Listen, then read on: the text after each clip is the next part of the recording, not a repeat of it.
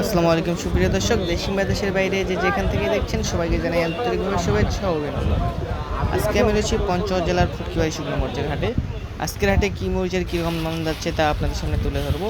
তো চলুন শুরু করা যাক আজকে মরিচের আপডেট। স্ক্রিনের সামনে যে মরিচটি দেখতে পাচ্ছেন এটি হচ্ছে কারের মরিচ। দেখতে পাচ্ছেন মরিচটার কালার কোয়ালিটি কী সুন্দর। এটা হচ্ছে ফার্স্ট ক্লাস কোয়ালিটি কারের মরিচ। এটাতে কোনো সাদা থাকবে না বা কোনো কিছু থাকবে না।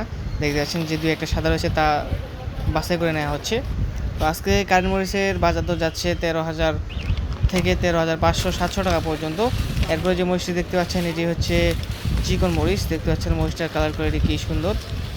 এই মরিচটার বাজার দর যাচ্ছে 11,500 থেকে 12,000 টাকা পর্যন্ত কোয়ালিটি অনুযায়ী দাম।